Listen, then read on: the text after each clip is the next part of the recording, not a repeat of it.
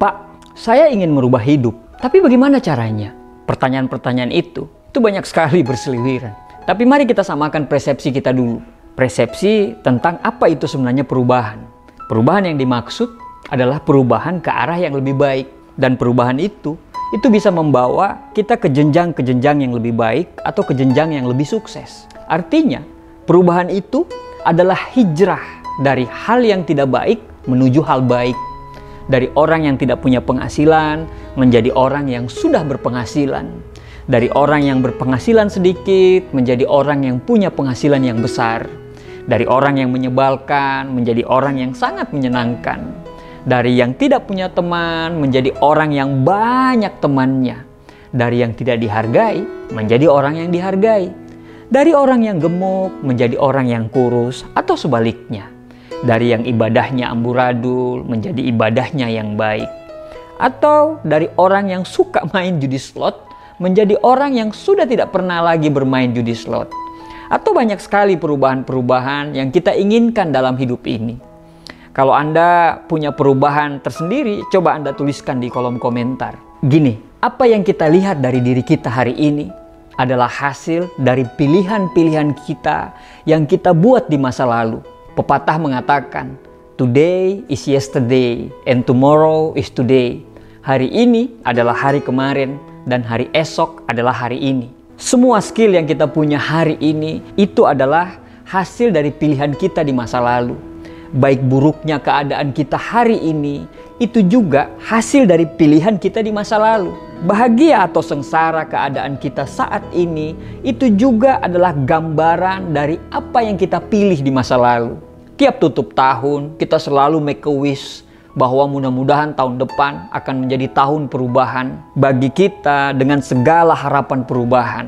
Tapi coba tanyakan saat ini, masih ingat gak kita sama resolusi kita di awal tahun kemarin? Tidak ada yang berubah.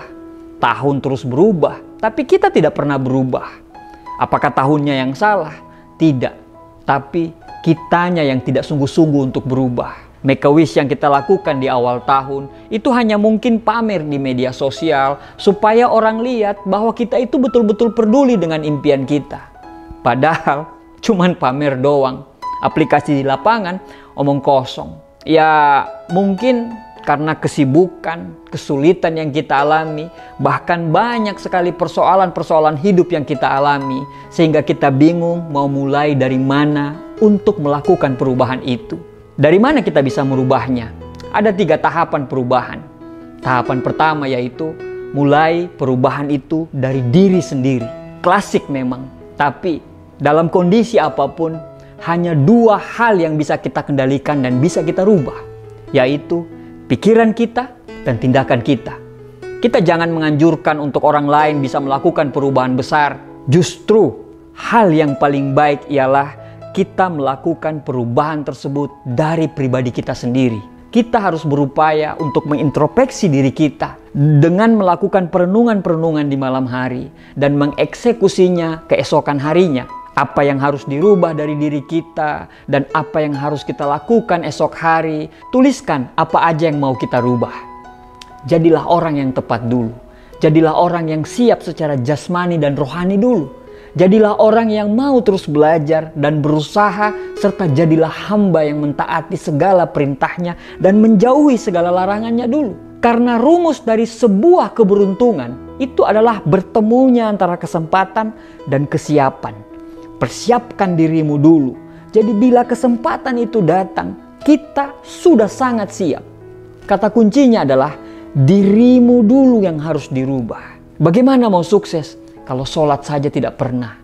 Bagaimana mau sukses kalau hubungan dengan orang tua kita tidak pernah akur? Kita nggak pernah rukun dengan kakak dan adik kita. Bagaimana mau sukses kalau utang saja kita lupa dan kita tidak pernah bayar? Bagaimana mau sukses kalau kerjanya kita hanya nongkrong di warung kopi berjam-jam hanya untuk berdebat tentang siapa capres pilihan kita dan itu benar-benar di luar kompetensi kita? Bagaimana mau sukses kalau lebih banyak istirahatnya daripada kerjanya? Buya Hamka pernah menulis, salah satu pengkerdilan terkejam dalam hidup ini adalah membiarkan pikiran yang cemerlang menjadi budak dari tubuh yang malas yang mendahulukan istirahat sebelum lelah.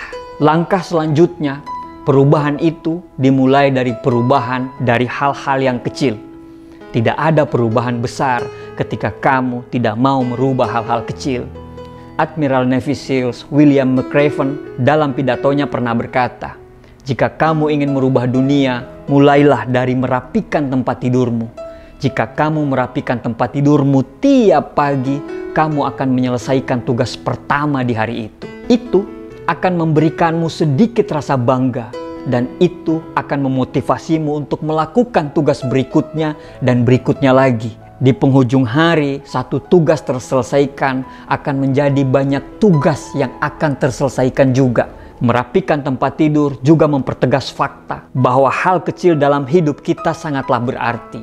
Jika kita tidak dapat melakukan hal kecil dengan benar, kamu tidak akan pernah bisa melakukan hal besar dengan benar. Dan jika kebetulan kamu punya hari yang buruk, kamu akan pulang ke rumah dengan tempat tidur yang rapi, yang kamu sendiri rapikan di pagi hari. Dan tempat tidur itu akan memberimu pengingat bahwa esok hari harus lebih baik dari hari ini. Bangun subuh dan sholat berjamaah di masjid. Susah, iya, karena memang godaan untuk kembali tidur itu sangatlah luar biasa. Tapi itu harus diperjuangkan. Bagaimana Allah mau memperjuangkan hidup kita kalau kita tidak mau berjuang untuk taat kepada Allah? Jauhkan diri kita dari hal-hal yang menggoda kita untuk melakukan aktivitas-aktivitas yang negatif. Merubah diri memang melelahkan. Belajar itu melelahkan, tapi jauh lebih melelahkan ketika dihina karena tidak tahu apa-apa. Diet itu sakit dan capek, tapi jauh lebih capek ketika dihina karena kelebihan berat badan. Berjuang sekarang atau menikmati hasilnya nanti, atau bermalas-malasan sekarang, tapi nanti harus berjuang sama capeknya. Tinggal capek mana yang harus kita pilih. Setiap pilihan selalu ada konsekuensinya. Tahapan ketiga dan terakhir yaitu melakukan perubahan itu saat ini dan jangan menunda-nunda. Langsung rubah semua perbaikan itu dan jangan banyak pertimbangan.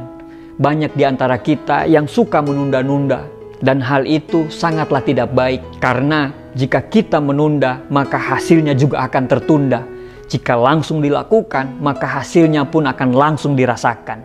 Jadi change your choice, change your future. Dengan kita mengubah pilihan kita di setiap fase dalam kehidupan, maka kita akan merubah masa depan kita menjadi lebih baik.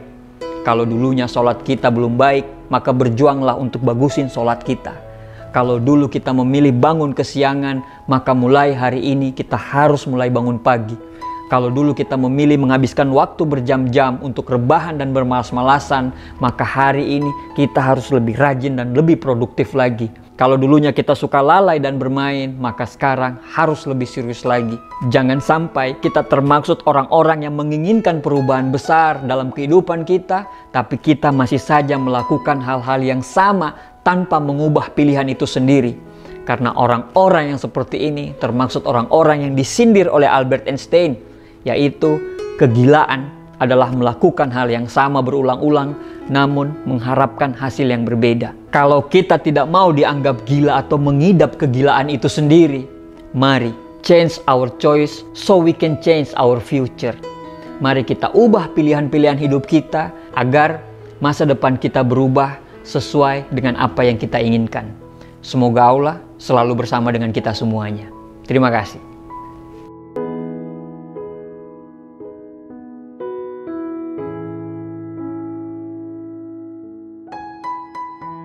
Semua manusia itu dikasih waktu yang sama oleh Tuhan. Waktu yang dikasih pada semua manusia adalah 24 jam per hari. Semuanya sama, tanpa terkecuali. Elon Musk dan Bill Gates itu nggak mungkin kan punya waktu 29 jam per hari. Jadi semuanya sama. Yang ngebedain hanya panjang usia masing-masing individu atau masing-masing manusia. Tapi kalau Anda perhatikan, kenapa hasil yang didapat tiap orang itu berbeda-beda? Misalnya, ada yang masuk satu kampus, satu angkatan. Tapi ada yang sudah selesai kuliah, tapi ada juga yang skripsi aja belum. Ada orang yang melamar di perusahaan yang sama, di waktu yang sama. Tapi ada yang sudah dibayar 10 juta, tapi ada juga yang 5 juta aja belum. Ada juga orang yang memulai bisnis yang sama, modal yang sama, di waktu yang bersamaan, tapi hasilnya berbeda. Ada yang sudah buka sampai 10 cabang, ada juga yang 1 cabang aja masih kembang kempis. Pertanyaannya, kenapa ada perbedaan itu? Kalau saya tanya ke Anda yang mungkin sudah kena mental, Anda pasti akan jawab, ya wajar lah, dia kan dari sananya emang pintar. Ya wajar lah, dia kan emang punya bakat bisnis. Ya wajar lah, dia kan saudaranya pemilik perusahaan. Ya wajar lah, dia kan penjilat. Ya wajar lah, dia akan disukai bos. Dan banyak lagi yang akan menjadi alasan Anda. Kalau kamu punya pemikiran seperti itu, ya sudah, urusan kita udah selesai. Percuma kita ngomong lebih lanjut kalau mentalmu aja udah keblok dengan pikiran-pikiran seperti itu. Tapi coba deh, luangkan waktu dikit aja untuk dengar ini. Siapa tahu, mungkin dengan mendengarkan saya ini, mungkin bisa mencairkan mentalmu yang sudah keblok itu. Kenapa bisa ada orang yang kayak gitu? Ada orang yang sukses dan ada orang yang belum sukses. Apa yang membedakan mereka? Masa lalu? Enggak juga.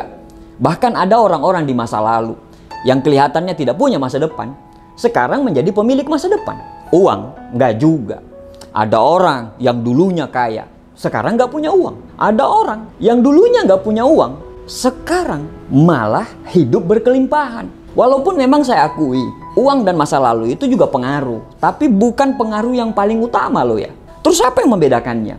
Mari kita bahas satu persatu. Yang pertama, yang membedakan antara orang sukses dan belum sukses, yaitu orang-orang yang sukses itu tahu apa yang harus dia lakukan dan dia memiliki tujuan yang sangat jelas. Meminjam kata-katanya Mark Twain, setiap kehidupan itu memiliki 2 hari yang terpenting. Hari pertama yaitu hari di mana kita dilahirkan. Hari yang kedua adalah hari di mana kita mengetahui alasan kenapa kita harus dilahirkan. Mengetahui kapan kita lahir itu menunjukkan keberadaan kita, tempat kita. Tapi mengetahui kenapa kita harus lahir itu adalah tujuannya. Kita tahu untuk apa kita dilahirkan.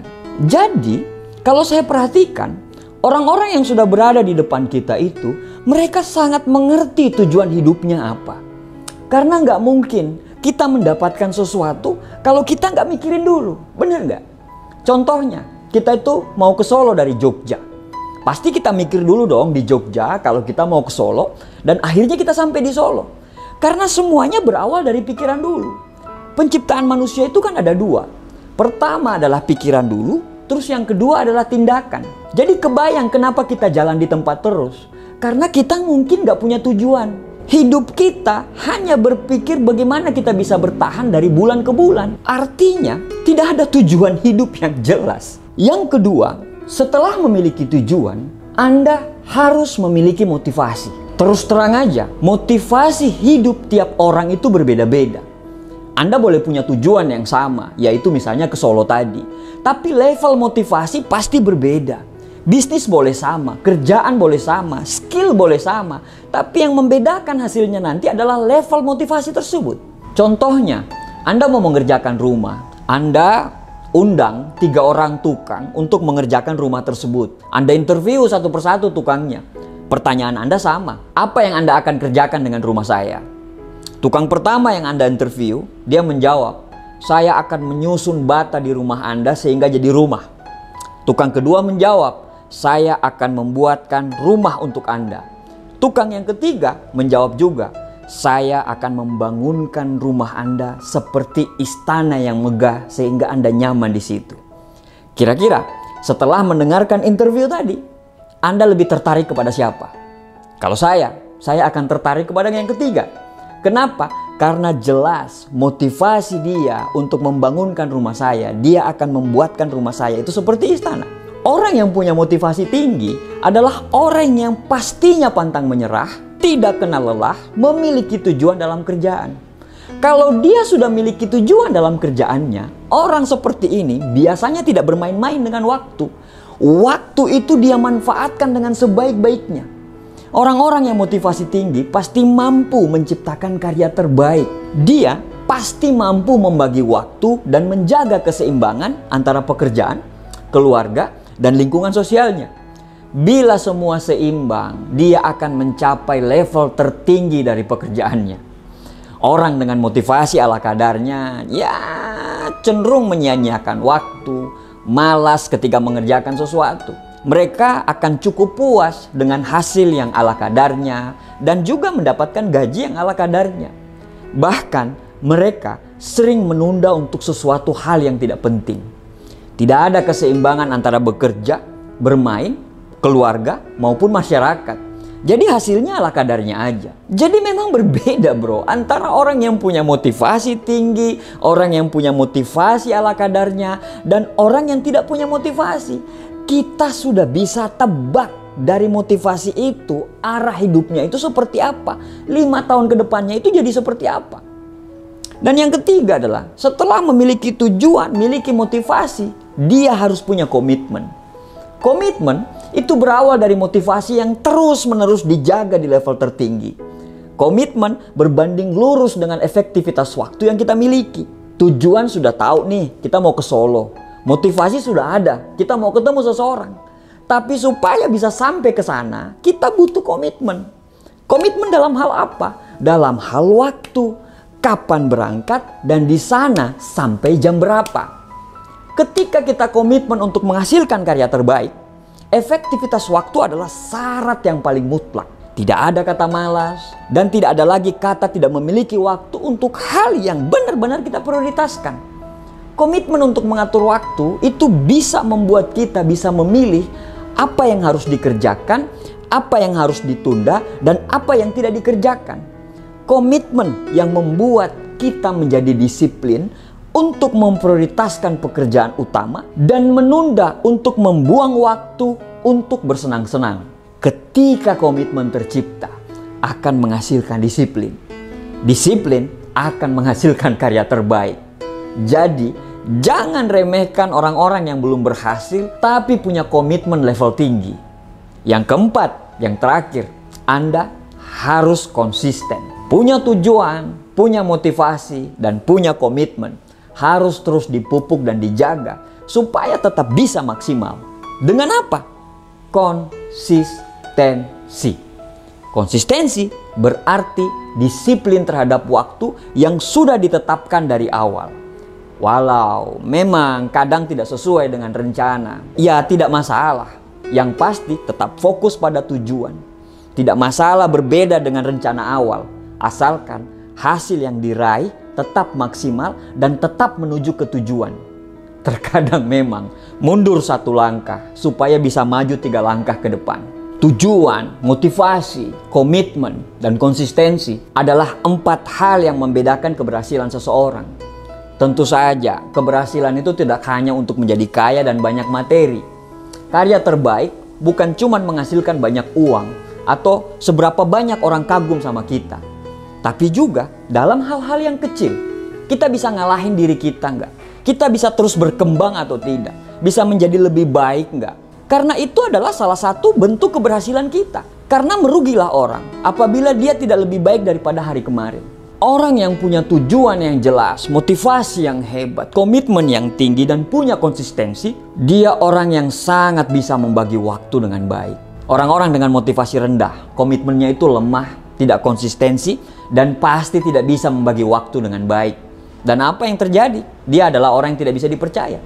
Jadi, buat kita yang masih belum bisa menghasilkan karya terbaik, silakan kita teliti lagi. Apa tujuan kita? Motivasinya seperti apa? Komitmennya seperti apa? Dan konsistensi kita terhadap kehidupan. Karena apa yang terjadi dengan kita sekarang akibat tindakan kita dan pikiran kita di masa lalu.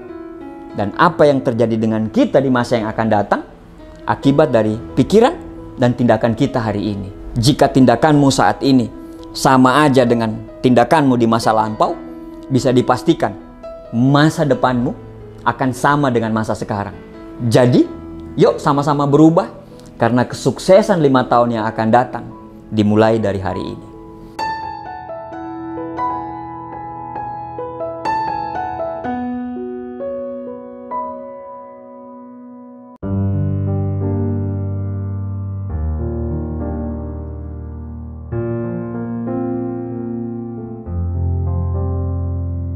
Mendengar kata disiplin, kayaknya kata itu adalah sebuah kata yang sangat menyeramkan dalam pikiran kita, apalagi untuk anak-anak sekarang. Kenapa demikian? Karena menurut mereka, dengan disiplin justru akan mengganggu kesenangan-kesenangan yang ada pada diri mereka sekarang. Ada benarnya juga apabila cara pandang kita memandang dalam kacamata jangka pendek. Karena kesenangan-kesenangan yang dimaksud adalah kesenangan-kesenangan yang bersifat sementara. Tapi sebenarnya, menurut Stephen Covey, disiplin itu justru membebaskan, bukan mengekang. Sebagai contoh, kalau kita sekarang belajar bahasa Inggris, yang pastinya dalam proses belajar tersebut membutuhkan waktu dan disiplin. Di masa yang akan datang, justru bahasa Inggrismu itulah yang akan membuatmu bebas ngobrol dengan semua orang di seluruh dunia ini, tanpa batas. Jika hari ini kita disiplin dengan pola makan, kedepannya kita akan bebas dari penyakit dan obesitas, serta lebih gampang bergaul karena kita lebih percaya diri pastinya. Kita lebih sehat daripada temanmu yang tidak menjaga pola makan. Dan sekarang, mungkin dia sudah terkena penyakit diabetes. Bukan cuma itu, orang-orang yang disiplin, itu hidupnya lebih gampang. Karena keteraturan-keteraturan yang dia buat. Misalnya, dia disiplin bangun subuh. Pada saat ke kantor jam 7, dia pasti lebih santai. Bisa sarapan dulu, mengingat-ingat apa yang harus dikerjakan. Jadi, pada saat dia ke kantor, dia lebih maksimal dalam pekerjaannya. Dan yang pasti, dia lebih prepare. Anda tahu rumus keberuntungan? Keberuntungan adalah bertemunya antara kesempatan dan kesiapan. Orang disiplin akan lebih gampang bertemu dengan nasib baik dan keberuntungan. Orang yang gak disiplin, yang tidur dan bangun semaunya. Ketika bangun pagi mau ke kantor, semuanya serba buru-buru. Kalau orang Jawa bilang kemerungsung. Dan apa yang terjadi dengan orang yang suka buru-buru? Dia lupa sarapan. Bahkan ke kantor nggak mandi, bajunya mungkin belum disetrika. Dan pada saat dia ke kantor, dia datang sebagai orang yang tidak siap kerja. Banyak orang yang mungkin menganggap disiplin ini sebagai sesuatu yang mengikat dan membatasi kebebasan. Namun, sebenarnya disiplin itu bukan pembatas, melainkan justru sebagai alat yang akan membebaskan kita. Disiplin sangat membantu kita untuk menjadi manusia mandiri dan kita dengan gampang sekali memegang kendali kehidupan. Disiplin itu butuh energi, tapi malas juga butuh energi. Dan ternyata, menurut penelitian, energi yang dikeluarkan saat kita malas itu lebih besar daripada energi yang kita keluarkan pada saat kita disiplin. Orang yang jarang berolahraga akan lebih sulit bangkit dari tempat tidurnya ketimbang orang yang memang sudah terbiasa berolahraga. Mereka akan dengan gampang bangun dan kemudian mereka berlari. Suatu aktivitas jika sudah menjadi habit keseharian itu akan lebih mudah mengerjakannya karena aktivitas itu berjalan secara autopilot. Seperti dulu waktu kita berada di bangku sekolah, kita bangun jam 5, lalu pergi mandi, bersiap-siap sarapan, dan akhirnya kita berangkat ke sekolah. Kita melakukannya seakan-akan proses tersebut berjalan secara autopilot. Dan bagi kita, semuanya jadi biasa aja. Nggak ada yang susah. Di satu sisi, memang ada keterpaksaan di situ. Kenapa? Karena kalau kita terlambat masuk sekolah, kita akan dihukum. Namun, hal itulah yang akhirnya membuat aktivitas pagi kita menjadi sangat biasa. Dan ternyata, membiasakan sesuatu secara disiplin agar menjadi habit sangat mungkin untuk menghabiskan energi yang lebih sedikit daripada hanya bermalas-malasan. Orang yang bermalas-malasan, dia tidak tahu apa yang harus dia lakukan. Dan dia sangat mudah bosan. Dan yang pasti benar-benar menghabiskan energi. Berbeda dengan orang yang sudah tahu apa yang harus dia lakukan. Dia akan dengan gampang menentukan apa yang harus dia lakukan ke depannya. Belajar menguasai disiplin memang tidak mudah karena harus membangun kebiasaan baik agar terbiasa disiplin. Tapi kalau kita mau sukses, nggak ada kata lain. Kita kudu wajib mesti harus disiplin. Karena tidak ada orang yang ahli, profesional, dan sukses di bidangnya itu bukan orang yang disiplin. Benar nggak? Orang yang disiplin itu akan lebih dihormati banyak orang karena dia menghargai waktu. Meskipun terkadang sulit untuk mengontrol kebiasaan kita untuk menunda sesuatu. Tapi disiplin dapat dipelajari melalui hal-hal yang kecil. Untuk menjadi disiplin itu butuh konsistensi. Untuk mengendalikan tindakan, perasaan, dan emosi kita. Misalnya saat bekerja, kita pasti memiliki aturan jam masuk dalam kerjaan yang harus kita patuhi. Maka disiplinlah untuk berangkat lebih awal. Bagi mereka yang belum disiplin, coba praktekkan langkah-langkah sederhana ini. Karena di mana-mana, langkah pertama selalu akan terasa berat. Tapi ketika sudah menjadi kebiasaan, maka semuanya akan menjadi lebih mudah. Yang satu, mulailah dari target-target yang kecil dulu. Nggak usah yang besar-besar, cukup dengan hal-hal yang kecil. Misalnya, minum air putih rutin 8 gelas per hari. Atau berani nggak kita untuk nggak megang handphone 1 jam sebelum tidur dan 1 jam setelah bangun. Atau hal-hal kecil yang lainnya. Menabung mungkin, berhenti merokok mungkin, dan sebagainya. Ketika itu sudah menjadi kebiasaan, percaya deh, hidupmu 1 langkah lebih baik daripada teman-temanmu. Karena langkah-langkah kecil tadi. Yang kedua, tetapkan prioritas. Saat aktivitas padat, rasanya memang semua pekerjaan pengen kita lakukan. Bukan karena itu penting, kita pengen menyelesaikannya secara cepat. Tapi tidak semua hal dapat dilakukan secara bersamaan.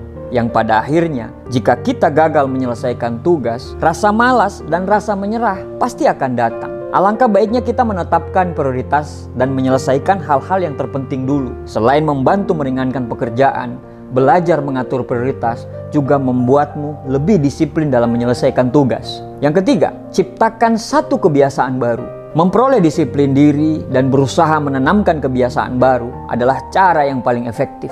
Fokus untuk melakukan satu hal secara konsisten dan kuasai disiplin diri dengan mengingat tujuan tersebut. Misalnya, kita ingin menciptakan kebiasaan membaca, maka cobalah untuk menetapkan target minimal membaca 1 halaman buku per hari. Mulailah dari langkah kecil. Pada akhirnya, pikiran dan perilaku akan berubah menjadi disiplin karena kebiasaan tersebut. Yang keempat, berlatih dengan tekun. Disiplin adalah sikap yang dibangun dan dipelajari. Untuk itu, kita harus mulai belajar dengan tekun, melakukan satu hal di satu tempat. Misalnya, bangun pagi setiap hari atau tekun belajar mempelajari hal baru. Dan ingat, lakukan setiap hari secara fokus. Disiplin membutuhkan pengulangan yang hingga akhirnya melekat menjadi sikap. Saat sudah berhasil tekun, cobalah untuk menambah list kegiatan yang harus ditekuni. Yang kelima, hindari gangguan-gangguan. Menghindari gangguan adalah hal yang paling penting dalam melatih disiplin. Misalnya, kamu terganggu dengan televisi dan ponsel,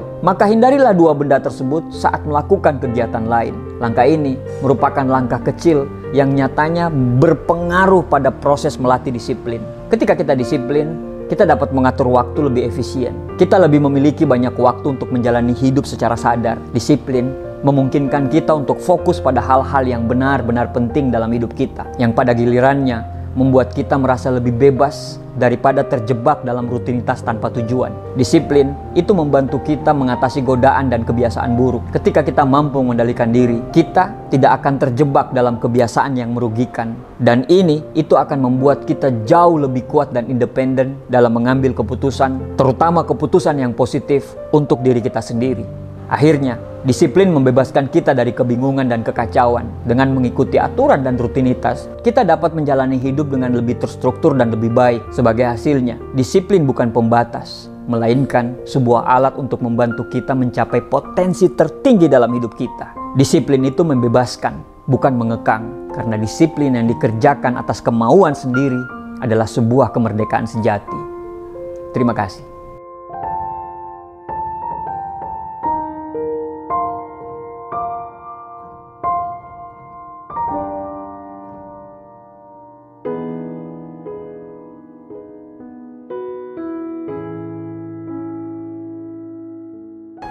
Sangat manusiawi memang ketika kita punya nilai rendah, kita mencari teman-teman yang punya nilai rendah juga. Saya ingat waktu saya kuliah dulu, kalkulus saya pernah mendapatkan E. Itu true story loh. Terus ditempel di papan pengumuman. Dulu masih pakai papan pengumuman dan nilai-nilai mahasiswa itu ditempel di papan pengumuman. Yang saya cari bukan orang-orang yang punya nilai A, tapi yang saya cari adalah orang-orang yang sama-sama punya nilai E. Ketika saya menemukan ada beberapa orang juga yang punya nilai E, saya merasa tidak bodoh sendiri ternyata. Tapi kalau saya tidak menemukan teman-teman yang nilai E juga, mungkin hari itu adalah hari berkabung nasional bagi saya. Karena menurut saya, saat itu saya adalah orang yang paling bodoh di dunia. Dan saya yakin ada beberapa di antara kita yang sikapnya sama kayak saya dulu. Tapi ini masih wajar, karena cuma mencari teman senasib.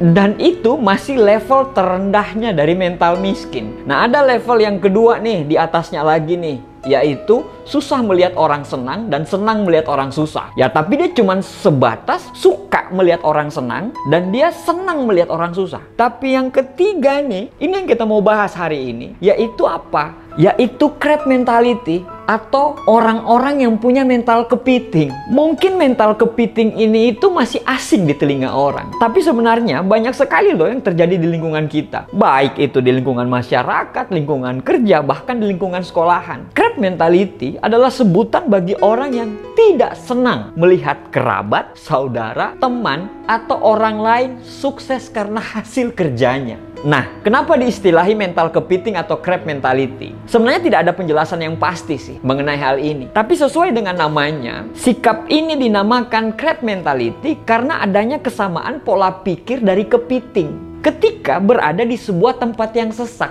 Taruhlah sebuah ember. Ketika ada kepiting yang ingin keluar dari tempat sesak itu, kepiting yang lain itu akan narik kepiting tersebut untuk keluar. Jangan sampai dia keluar dari ember. Memang, menurut sebuah penelitian, tujuan kepiting ini sebenarnya baik karena mereka ingin menyelamatkan teman-teman mereka biar tidak termakan predator di luar. Namun, sikap tersebut kalau diimplementasikan dalam kehidupan sehari-hari manusia, itu cenderung negatif. Sikap crab mentality di manusia ini diartikan sebagai sikap iri terhadap pencapaian seseorang, di mana orang itu berusaha untuk menghalangi seseorang untuk meraih sebuah kesuksesan. Contoh nih, Budi ingin belajar giat supaya besoknya dia bisa mengerjakan soal-soal ujian dengan baik. Tapi si Joni dengan berbagai macam cara, dia berusaha untuk menghalangi si Budi itu supaya tidak belajar. Karena dia tidak ingin cuman sendiri mendapatkan nilai buruk. Walaupun dibungkus dengan kata-kata solidaritas. Crab mentality pada dasarnya merupakan sebuah sikap. Awal mulanya, orang-orang terkena crab mentality atau mental kepiting ini awalnya dari sikap yang tidak mau kalah dari orang lain. Dan sikap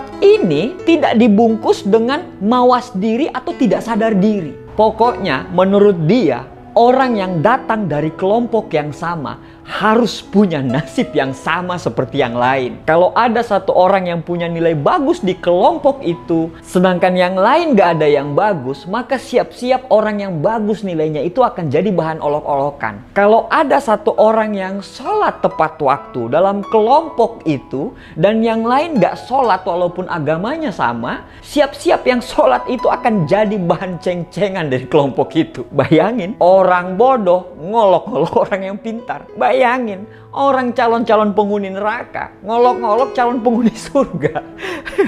Terbalik-balik memang. Bagaimana cara mengenali crab mentality ini? Antara lain, lihat, dia iri selalu ketika melihat orang lain sukses atas pencapaian cita-citanya. Dia selalu punya tanggapan yang negatif ketika seseorang berhasil meraih kesuksesannya. Jiwa kompetitifnya itu terlalu berlebih. Jiwa kompetitifnya itu overdosis. Sampai saking overdosisnya menimbulkan sikap menjatuhkan apapun caranya. Yang berikutnya, dia punya pola pikir, jika saya tidak bisa, maka seharusnya Anda juga tidak bisa. Ciri berikutnya, dia beranggapan bahwa keberhasilan yang diraih oleh orang lain itu sebuah keberuntungan atau privilege, bukan karena usaha sendiri. Yang berikutnya, dia selalu meremehkan usaha orang lain dalam mencapai kesuksesannya. Coba Anda lihat semua ciri-ciri di atas. Ada nggak yang menjadi ciri-ciri kita? Kita ngomong, teman kita toksik, padahal kita lebih toksik. Nah, bagaimana cara mengatasinya? Yang pertama adalah kita selalu optimis. Optimis ini adalah cara untuk meyakinkan apa yang kita kerjakan itu sudah pada track yang benar. Yang kedua, kita selalu berpikir positif bahwa segala sesuatunya bisa kita selesaikan. Yang berikutnya, tanamkan pikiran bahwa salah satu sikap optimis ini bisa mengembangkan diri kita sendiri dan juga memberikan dampak yang positif pada kelompok. Jangan sampai ketika kita ingin meraih sesuatu justru terhambat karena sikap pesimisme kita. Akhirnya kita menjatuhkan orang lain agar bisa setara dengan kita. Apabila kemampuan diri kita berkembang, tentunya akan sangat berdampak positif pada diri kita dan bisa menghindarkan kita dari sikap iri kepada orang lain. Yang berikutnya, jangan mudah putus asa. Sikap putus asa ketika meraih kegagalan ini juga biasanya memicu crab mentality. Pasalnya, ketika kita sudah putus asa, seringkali muncul pikiran yang menghalalkan segala macam cara agar bisa meraih tujuan. Belajar dari kesalahan saat kita meraih kegagalan. Belajar dari kesalahan, mengevaluasi diri agar kita terhindar dari crab mentality ini. Jangan sampai ketika kita meraih kegagalan justru menyalahkan orang lain atau justru membuat kita berhenti untuk meraih sesuatu. Dengan kita mengevaluasi diri kita akan selalu tahu di mana letak kelemahan kita sehingga ke depannya kita bisa mencapai sesuatu dengan cara yang lebih baik, dengan cara yang elegan, dan dengan cara yang terhormat. Yang berikutnya, mencari teman kelompok yang lebih suportif dan hindari lingkungan toksik. Kelompok yang lebih suportif sangat penting bagi mental kita dan untuk tujuan kelompok itu sendiri. Karena lingkungan yang positif itu sangat penting bagi kehidupan kita. Biasanya seseorang bisa berubah sikapnya karena terbiasa dengan lingkungannya. Dengan kelompok yang suportif ini bisa menghindarkan sikap-sikap yang tidak ingin orang lain sukses di antara anggota kelompok itu. Nah,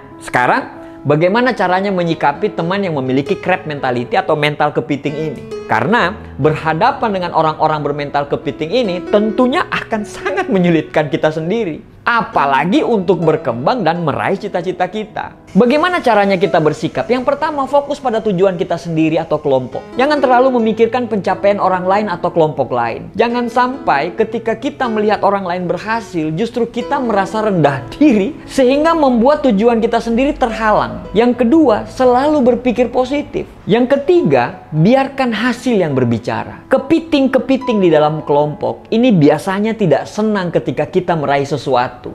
Mereka biasanya akan melakukan hal-hal di luar nalar seperti menebar fitnah. Mereka mengatakan pencapaian kita itu didapat karena keberuntungan sehingga yang lain meragukan kemampuan kita. Cuek saja untuk menerima kabar-kabar tersebut. Biarkan kemampuan dan kesuksesan kita yang akan bicara. Toh nantinya kepiting-kepiting ini akan capek dengan sendirinya. Pokoknya cara menyikapi teman kita yang punya mental kepiting ini adalah tinggalin, lupain, dan bangun mimpi dan tujuan kita sendiri. Ingat, kalau semua mimpimu dan kesuksesanmu dicapai, si mental kepiting ini tidak akan pernah lagi sanggup untuk menarikmu masuk ke dalam ember lagi. Demikian, semoga bermanfaat. Terima kasih.